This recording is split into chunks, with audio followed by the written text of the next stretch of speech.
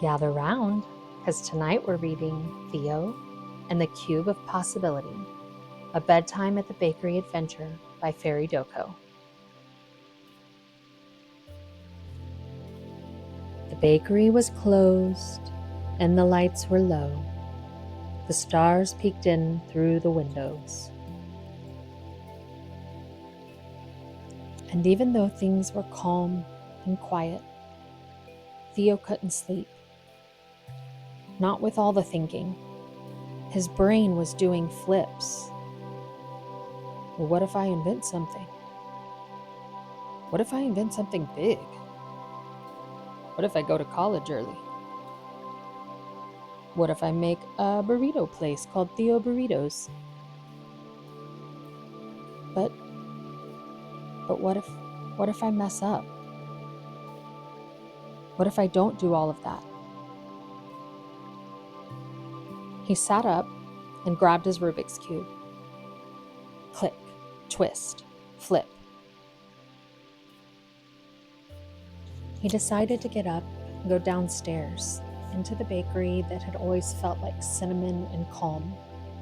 He crept in very quietly, cube in hand, and something very strange happened.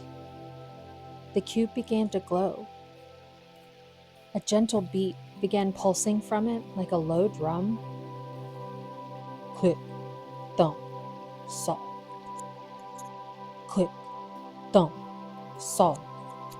As Theo twisted the red side, a door appeared in the wall. Twisting the green side, it creaked all the way open. Blue side. Whoosh. He was immediately pulled into a tunnel, swirling lights and colors. When he landed, the ground beneath him was shaped like a giant puzzle. He was in. He had found it. The Hall of What-Ifs.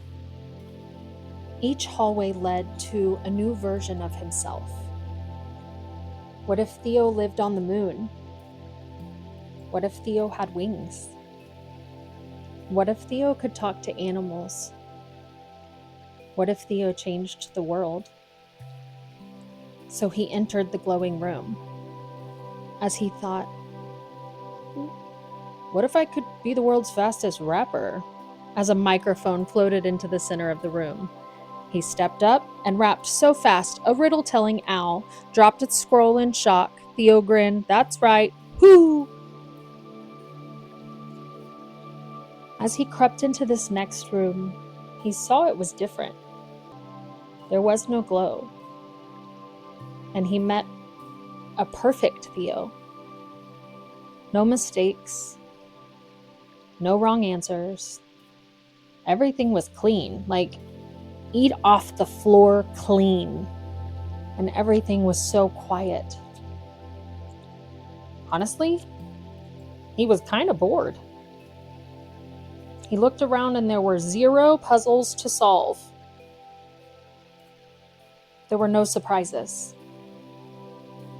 Theo turned and backed out slowly.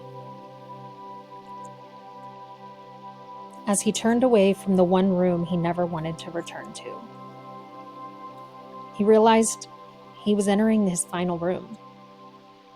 There was no what if when he peeked inside. There was just a mirror, and it was leaned against the wall. It didn't show him how he looked necessarily, though he could see his reflection. He realized it was showing him how he felt, like he was getting feelings about who he was and who he was meant to be and all the things that were in store for Theo. He felt brave. He felt kind. He felt curious. He felt focused and driven and wonderful and loved and complicated and most of all, awesome.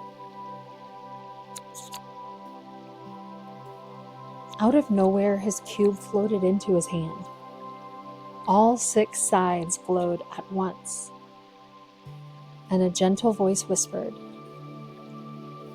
"Hey, Theo, you don't have to pick one path, bud. You are all of these things because you are you and nobody else. As he beamed, truly believing what his cube had told him, the swirl returned, and he floated gently home, landing softly in his bed. The cube, now quiet, sat on his nightstand. But it did glow, just a little. Never forget that the cube only works for those brave enough to ask, what if? Keep solving, keep dreaming, and always be kind and thoughtful to those who love you. The end. Good night, sweet dreamer. Tuck in tight. The stars are out, and the moon is bright. Eat your veggies, be gentle and be true, and listen to those who believe in you. You are brave, you are kind, and you are wonderfully made, just as you are. No need to trade. From our bakery's hearts to your pillows tonight, sleep well, little love. Good night.